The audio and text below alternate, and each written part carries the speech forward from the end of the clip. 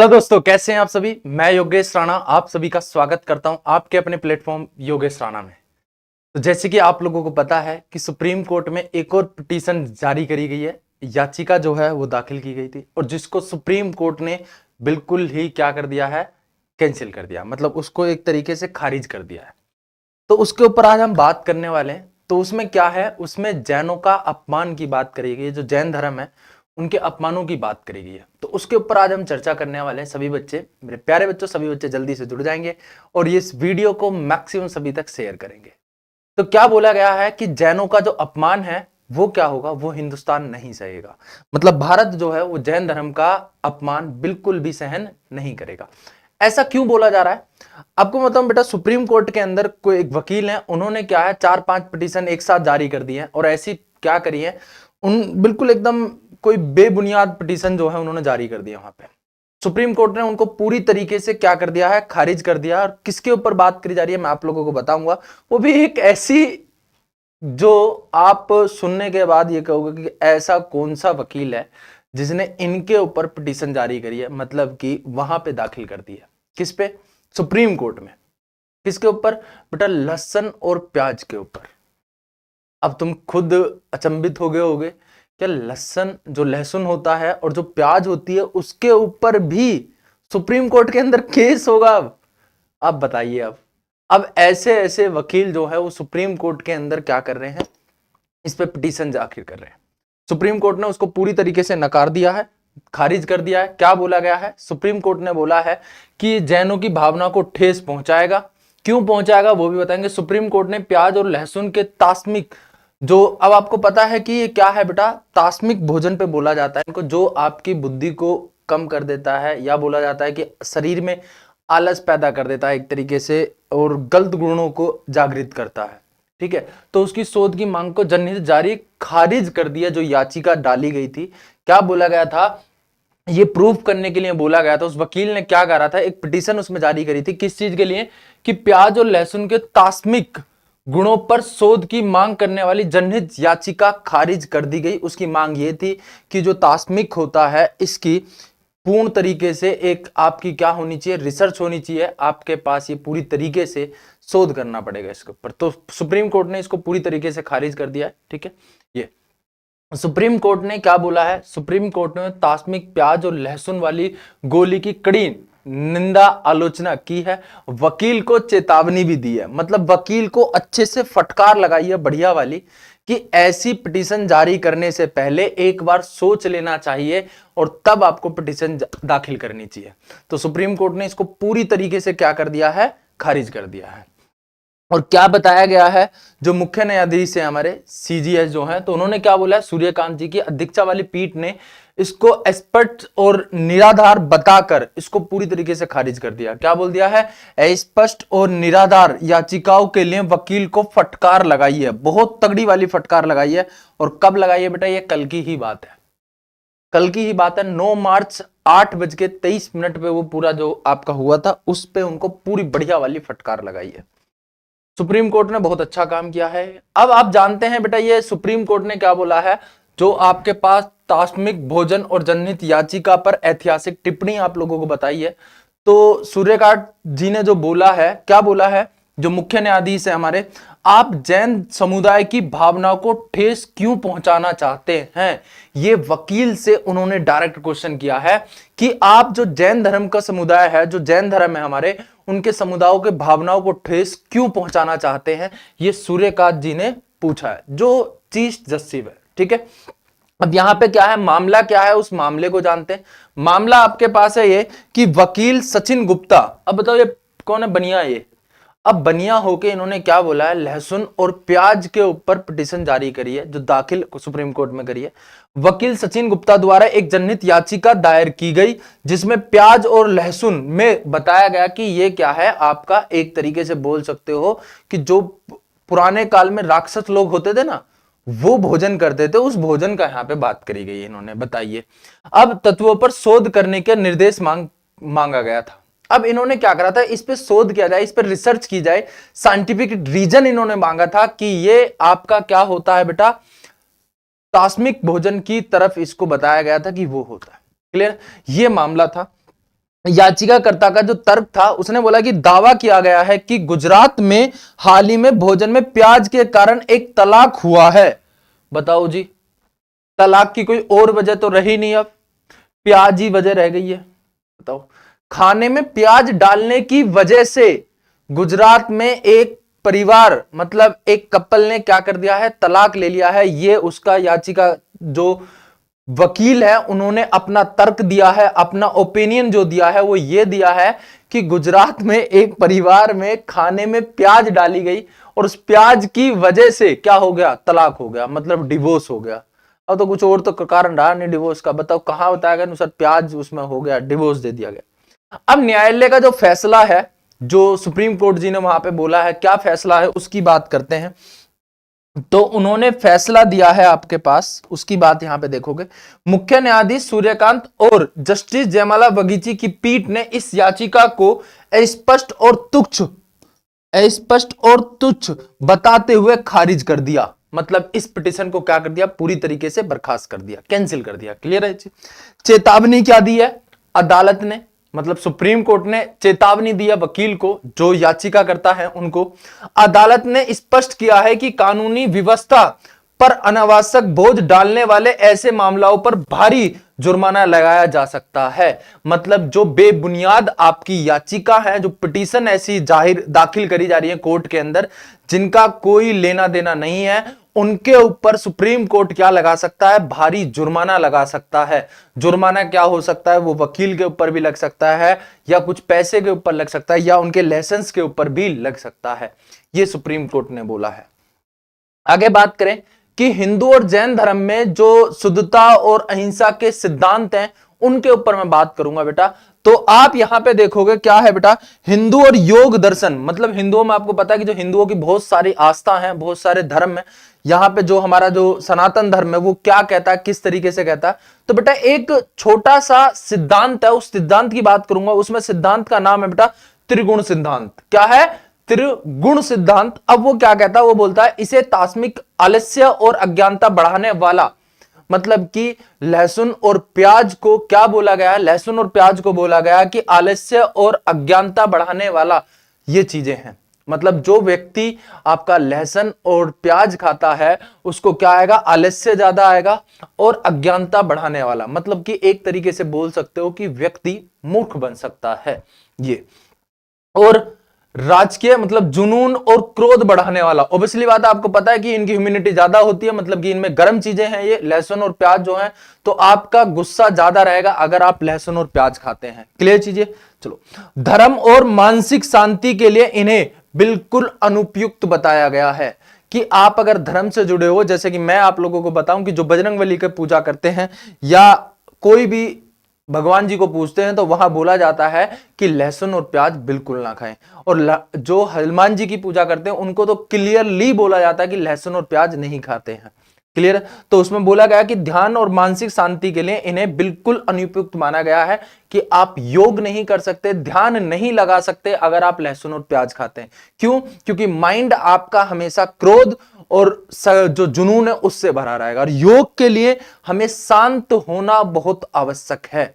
अब जैन धर्म में क्या है, जो जैन दर्शन कहता है वो क्या कहते हैं, वो अहिंसा पे ज्यादा मानते हैं। मतलब हिंसा नहीं करनी है, बिल्कुल नॉर्मल रहना, अच्छे से रहना, किसी की कोई हत्या ना हो, किसी को कोई दुख ना पहुंचे, कोई चोट ना पहुंचे, उसके ऊपर जैन धर्म चलता है आपका। जैन धर्म में क्या बोला गया, जैन धर्म में अहिंसा का सबसे बड़ा कठिनाई से पालन किया जाता है। मतलब जैन धर्म में आप लोगों को मैंने बोला कि अहिंसा का बिल्कुल कठिन, एकदम स्ट्रॉन्ग तरीके से उसका क्या करा जाता है, पालन किया जाता है। जड़ वाली सब्जियों को उखाड़ने से पूरे पौधे और मिट्टी में मौजूद सूक्ष्म जीवों की मृत्यु हो जाती है, इसलिए इसे पूरी तरीके से परहेज किया जाता है। इनका कहना यह है कि लहसुन और प्याज जो पृथ्वी के अंदर होते हैं, मिट्टी में होते हैं, अगर मैं उनको उखाड़ेंगे, हम लहसुन को और प्याज को उखाड़ेंगे, तो उनके साथ जो छोटे छोटे जीव हैं वो उनकी क्या हो जाएगी, मृत्यु हो जाएगी। और उनकी मृत्यु हो जाएगी तो जैन धर्म में आप लोगों को पता है कि हिंसा के बिल्कुल खिलाफ रहते हैं, अहिंसावादी लोग हैं वो। तो इसलिए वो इस पूरे लहसुन और प्याज को पूरी तरीके से नकार देते हैं कि लहसुन और प्याज नहीं खाएंगे। क्लियर चीजें। ये डायग्राम आप देख रहे हो बेटा, जैसे यहाँ पे छोटे छोटे जीव जो हो देख रहे हो, जो हमें नहीं दिखते हैं पर उसके अंदर होते हैं, जैसे छोटे मोटे कीड़े मकोड़े जो होते हैं वो, तो उनको जैसे हम इसको उखालेंगे तो उनके साथ उनकी भी मृत्यु हो जाती है, क्योंकि वो उसके साथ आते हैं निकल के, और मिट्टी से जैसे वो बाहर आएंगे वो खत्म हो जाएंगे। क्लियर। चले, अब जैसे कि आप लोगों को पता है कि ये क्या है बेटा, जैन थाली है। जो जैन धर्म के लोग हैं उनका मानना है कि इसमें ऐसा कोई भी चीज नहीं है जिसमें जीव जंतुओं की मृत्यु हुई हो। ऐसी कोई भी खाना नहीं है जिसमें बेटा जंतु, जो हमारे छोटे मोटे पक्षी हैं या छोटे मोटे जीव हैं, जंतु हैं, कोई भी है, उसमें किसी की भी मृत्यु नहीं है, किसी की भी हिंसा नहीं हुई है। बिल्कुल एकदम प्योर वेजिटेरियन है, बिल्कुल प्योर थाली है एकदम, जिसमें किसी का भी कोई भी ऐसा पदार्थ नहीं है जिससे कि आपके किसी को धर्म को ठेस पहुंचे या किसी की भावनाओं को ठेस पहुंचे। ये उसके बाद देखें बेटा, अब बात होती है कि ये भारत में उपज कहां से हुई, कि ये फसल आई कहां से, मतलब प्याज और लहसुन कैसे हुआ, क्या ये भारत का ही आपके पास बोला जाए कि भारत से ही था? तो कुछ लोग ऐसा बोलते हैं कि जब समुद्र मंथन हुआ था, कि जो हिंदुओं में बताया जाता है, कि हिंदुओं में कथाओं में कुछ ये बोला जाता है कि जब समुद्र मंथन हुआ था तो समुद्र मंथन के टाइम पे जो उसमें से अमृत निकला था, तो आप लोगों को पता है कि एक राहु केतु हैं दो, ठीक है। अब वो दोनों जो है ना, वो आपको पता है कि एक ही व्यक्ति था पहले, ठीक है। जो राक्षस था और उसने गलती से क्या कर लिया था बेटा, अमृत का पान कर लिया था। तो विष्णु भगवान ने अपना सुदर्शन चक्र से उसके दो हिस्से कर दिए थे, एक राहु और एक केतु, मतलब धड़ अलग और सर अलग। तो ये बोलते कि जब वो थोड़ा सा उसका खून निकला था उसके सर और धड़ को अलग करते हुए, तो जो पृथ्वी पर गिरा, वहां से ये बोला जाता है कि देखो कोई इसका, अभी मैं आपसे बोलूं कि कोई वैलिड रीजन नहीं है, वैलिड प्रूफ नहीं है कि ऐसा कुछ है, पर ये कथाओं में सुनने के लिए मिलता है कि जैसे ही उनका खून गिरा था वहां से लहसुन और प्याज की थोड़ी सी उत्पत्ति हुई थी। बट मैं साइंटिफिकल चीजें बात करूंगा कि मध्य एशिया की घाटियों में उत्पन्न एक ऐतिहासिक वनस्पति, मतलब कि मध्य एशिया में ये चीजें पाई जाती हैं, क्या है, और वहां पे ये आपका ऐतिहासिक वनस्पति बोली जाती है। मतलब चीजें क्या है आपके पास, लहसुन है और प्याज है, वो कहां बोला जाता है, मध्य एशिया। मध्य एशिया मतलब सिंधु घाटी के इधर वाला जो एरिया है वहां पे। क्लियर चीजें, तो वहां पे ये आपके पास मिलता है, जो आपको पता है कि सिंधु घाटी के इधर वाला, आप देखो जैसे पाकिस्तान, अफगानिस्तान वगैरह, ये चीज जो है वहां पे ये चीजें मिलती हैं आपको ज्यादा। बोला गया मूल उत्पत्ति क्या है, प्याज और लहसुन का मूल रूप से भारतीय उपमहाद्वीप में उपज नहीं है, मतलब कि भारत में उपमहाद्वीप में इसकी उपज नहीं है। इसकी जड़ें मध्य एशिया में पाई जाती हैं। किसमें पाई जाती हैं? मध्य एशिया में पाई जाती है, जो मैंने आपको बताया अभी। प्राचीन उपयोग जो था इसका क्या था, मिस्र और बेबीलोन की सभ्यता में इसका उपयोग स्वाद के लिए नहीं बल्कि शारीरिक क्षमता बढ़ाने और औषधियों के रूप में किया जाता था। किसमें बेटा, आप लोगों से मैं बात करूं कि जैसे कि मिस्र है आपके पास, ठीक है, और बेबीलोन की सभ्यता, जैसे कि ये बात करें यहां पे ये है आपके पास, और मिस्र ये रहा यहां पे, तो इन दोनों में बेटा ये स्वाद के लिए उपयोग नहीं होता था। ये किसके लिए उपयोग होता था, कि जो हमारी पावर है, ह्यूमिनिटी है, उसको बढ़ाने के लिए, शारीरिक क्षमता को बढ़ाने के लिए इसका उपयोग किया जाता था। ठीक है, दुनिया भर में पाक कला का हिस्सा बनने से बहुत पहले इन्हें एक शक्तिशाली प्राकृतिक दवा माना जाता था, मतलब इनको एक औषधि भी माना जाता है। बेटा लहसुन और प्याज को एक ताकतवर, आप लोगों को पता है कि जो लहसुन और प्याज जो खाते हैं लोग बाग, उनको गुस्सा क्रोध ज्यादा आता है, तो मतलब कि उनके अंदर जो इम्यूनिटी है ना वो बहुत ज्यादा है। ठीक है, कोरोना काल में बहुत लोगों ने ये चीजें करी भी थी। यहां पे बात करते हैं कि इंडिया में कैसे पहुंची ये चीज, भारत कैसे पहुंचा, ये वाली जो लहसुन और प्याज है वो भारत कैसे पहुंचा। तो भारत कैसे पहुंचा, प्राचीन व्यापारिक मार्ग से भारत में प्रवेश, मतलब कि जो व्यापारिक होते थे वो भारत में इसमें प्रवेश करते थे, तो कुछ छोटी मोटी चीजें ऐसी लेके आते थे, तो भारत में उनका प्रवेश हो गया। जैसे कि मैं आपको बात करूं, आगमन का जो मार्ग था वो खाना बदोशी यात्री जो होते, खाना बदोशी मतलब जो खाना लेके साथ में चलते हैं और घूमने फिरने चलती है, वो खाना बदोशी यात्री प्राचीन व्यापारियों के माध्यम से ये फसल भारत पहुंची। तो भारत कैसे पहुंची थी बेटा, ये कि आप लोग देखोगे आगमन का जो मार्ग था वो खाना बदोशी यात्री और प्राचीन व्यापारियों के माध्यम से यह फसल जो है भारत पहुंच गई। उसके बाद देखो शुरुआती पहचान, प्रारंभिक भारतीयों ने इन्हें दैनिक भोजन सामग्री के बजाय औषधि जड़ी बूटियों के रूप में अपनाया। भारत में इन्हें किस रूप में अपनाया गया था बेटा, सबसे पहले जड़ी बूटियों के रूप में अपनाया गया था। मतलब कि अगर किसी व्यक्ति को कोई बीमारी या कुछ होती थी, उस बीमारियों, जिन भी बीमारियों में यूज हो सकती है, उन पे उन्होंने बजाय किस पे बताया था बेटा, औषधि और जड़ी बूटी के रूप में इसको अपनाया गया था। इसी औषधि के दृष्टिकोण से यह तय किया गया कि प्राचीन भारतीय समाज प्याज और लहसुन का उपयोग किस प्रकार करेंगे। तो बेटा इस पे क्या बोला गया, इसी औषधि दृष्टिकोण ने यही तय किया कि प्राचीन भारतीय समाज प्याज और लहसुन का उपयोग किस प्रकार करेंगे। जब ये लहसुन आया था आपका, लहसुन और प्याज, तो उसमें एक दृष्टिकोण जो आपका बनाया गया था औषधि का, मतलब कि आयुर्वेद का, तो उसमें बताया गया था कि इसका प्रयोग कैसे किया जाएगा। तो ये नहीं है कि बेटा शुरुआत में है कि ऐसा है। और आप लोगों को पता है कि मेरे फेवरेट, सबके फेवरेट क्या है बेटा, संत परमानंद महाराज जी। तो उन्होंने बोला है कि लहसुन और प्याज का जो भोजन बनाया हुआ होता है वो उसका भोग भगवान को नहीं लगाया जाता है। अब जब भगवान को भोग नहीं लगाया जाता है तो इसका मतलब क्या है, तो ये जो भोजन है लहसुन और प्याज का वो अपवित्र है, मतलब कि वो पवित्र खाना नहीं है, शुद्ध खाना नहीं है, इसलिए हम उसको भगवान को भोग नहीं लगाते हैं। भगवान को नहीं लगाते प्याज और लहसुन का भोग। ये किन्होंने बोला है बेटा, प्रेमानंद महाराज जी ने जाना बोला है ये। और आपको पता है कि ये कौन महाराज हैं, कैसे हैं, क्या नहीं, इनके बारे में बताने की जरूरत शायद मुझे नहीं होगी। तो बहुत सारे संत हैं हमारे, संत महात्मा, जिन्होंने ये बोला है कि लहसुन और प्याज का जो भोजन है वो नहीं करना चाहिए, क्योंकि वो भोजन क्या होता है, पवित्र, मतलब तास्मिक भोजन वो होता है। क्लियर चीजें याद। फिर आगे बात करते हैं कि इनकी जड़ी बूटियों के बारे में कैसे करा गया था, क्या बात थी।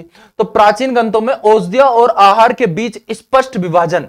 तो बेटा औषधि और आहार के बारे में जो है वो प्राचीन काल में इसको पूरी तरीके से बताया गया था। कैसे, यहां पे देखेंगे। आयुर्वेद का दृष्टिकोण, मतलब जो आयुर्वेद है, जो भारत का सबसे पुराना, जो एक तरीके से बोल सकते हैं मेडिकल साइंस में जो बात करें, वो आयुर्वेदिक का दृष्टिकोण जो है, आयुर्वेद लहसुन और प्याज को उनके शक्तिशाली औषधि गुणों जैसे जोड़ों के दर्द और पाचन का उपचार के लिए मान्यता देता है। बेटा लहसुन और जो प्याज का औषधिकरण है, मतलब कि अगर मैं बात करूं आयुर्वेद की नजरे से, तो बोला जाता है कि जो जोड़ों में दर्द होता है और पाचन का उपचार, मतलब कि किसी का पाचन क्रिया ठीक नहीं है, उसके पाचन के उपचार की बात करी जाए तो उसके लिए मान्यता देता है। ठीक है, कौन, आयुर्वेद बोलता है ये चीज। उसके बाद करें पुराण और मनुस्मृति। पुराण है एक, मनुस्मृति आपको पता है कि बहुत बढ़िया वाली बुक थी, उसमें थी आध्यात्मिक ग्रंथों के आध्यात्मिक साधकों के लिए इनके सेवन पर कड़ा प्रतिबंध लगाया गया। तो बेटा क्या बताया गया कि पुराण और मनुस्मृति ने इनके ऊपर, मतलब आहार के ऊपर बिल्कुल कड़ा प्रतिबंध लगाया गया है कि ना तो आप लहसुन खाओगे ना ही आप प्याज खाओगे। क्लियरली, ये बीमारी के इलाज के लिए औषधि और दैनिक उपभोग के लिए आहार के बीच प्राचीन काल में एक स्पष्ट रेखा खींची गई थी। तो बेटा क्या बोला गया कि ये औषधि में तो यूज होंगे पर आहार में ये यूज नहीं होंगे। क्लियरली बोला गया था, ये आपका इनका बिल्कुल क्लियर बताया गया था। उसके बाद करते हैं बेटा कि इसको क्या बोला गया। अभी जैसे आप बोल रहे थे तास्मिक, ठीक है, तास्मिक जो भोजन बोल रहे थे वो प्रभाव के पीछे छिपा आधुनिक रसायन विज्ञान, मतलब कि आपके पोसे वाला कि इस पे हम देखते हैं कि क्या चीजें हो सकती हैं। देखो बेटा यहां पे लिखेंगे अलियम जो होता है आपका, अलियम परिवार जो यहां से बोला गया, प्याज और लहसुन दोनों इसी वनस्पति परिवार से आते हैं जिसमें सल्फर यौगिक, मतलब कि सल्फर यौगिक जो होते हैं जैसे कि एलिसीन जो होती हैं, ठीक है, वो चीजें यहां पे आती हैं कि मात्रा अत्यधिक होती है। उसके बाद बेटा शारीरिक प्रभाव, ये यौगिक शरीर में गर्मी पैदा करते हैं, ठीक है, शरीर की गंध बदलते हैं और केंद्रीय तांत्रिक तंत्र को उत्तेजित करते हैं। तो बेटा आप लोगों को पता है अगर आप लहसुन खा रहे हैं, प्याज खा रहे हैं, तो ओबियसली बात है बेटा आपके अंदर जो है वो क्या होगी, शरीर में गर्मी पैदा होगी। गर्मी पैदा होगी तो शरीर से, जब गर्मी पैदा होती है तो शरीर से बेटा जो स्मेल है वो भी बाहर आएगी निकल के, लहसुन की और प्याज की। तो आप लोग देखते हो जब लहसुन और प्याज खाते हो तो नॉर्मली अगर आप किसी के साथ जा रहे हो बाहर तो लहसुन और प्याज की महक आप लोगों को आएगी आएगी। तो उसके बारे में भी यहां पे बोला गया। और जैसे और केंद्रीय तांत्रिक तंत्र को उत्तेजित करती है, मतलब जो केंद्रीय तांत्रिक तंत्र है आपका उसको क्या कर देती है बेटा, पावरफुल, उत्तेजित कर देती है आपका। आधुनिक विज्ञान मानता है कि यह प्रकृति एंटीबायोटिक्स और इसका अत्यधिक दैनिक सेवन प्रकृति घट फ्लोर की बाध्यता कर सकता है। यह कारण है कि प्राचीन ज्ञान में केवल औषधियों के रूप में इसे सम्मिलित किया गया था, आहार में सम्मिलित नहीं किया गया था। तो जो बेटा जो वकील साहब है ना, जिन्होंने इसके ऊपर पिटीशन जारी करी है, उनको थोड़ा सा जाके बताया जाए, उनको जाके हमारी वाली क्लास भेज दो थोड़ी सी, और उनको बताया जाए कि लहसुन और प्याज क्यों नहीं खाया जाता है और क्यों इसको बेटा प्रतिबंध किया गया था। तो ये सिर्फ औषधियों में यूज होने के लिए बोला गया था, आहार के लिए बिल्कुल क्लियरली प्रतिबंध लगाया गया था। ये होता था।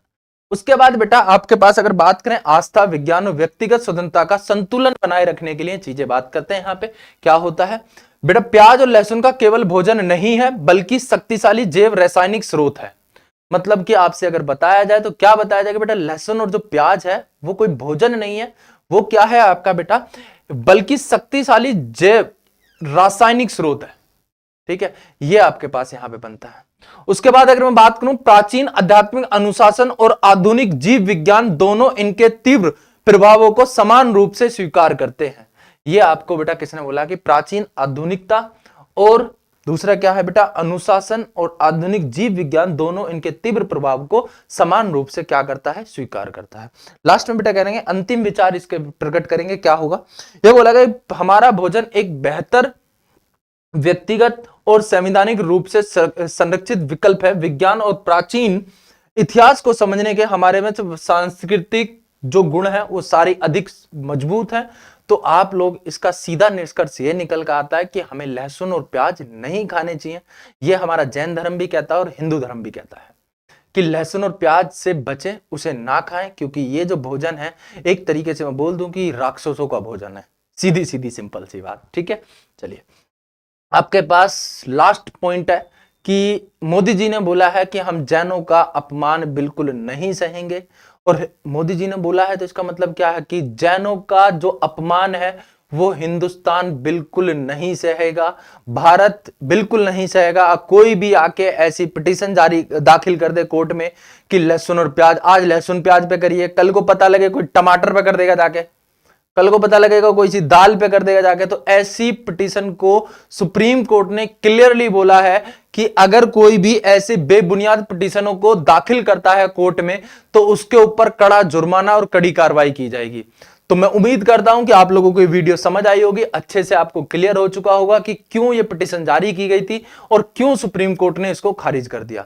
सुप्रीम कोर्ट ने खारिज इसलिए कर दिया क्योंकि इसकी कोई बुनियाद नहीं थी, कोई तर्क नहीं था, कोई कुछ नहीं था।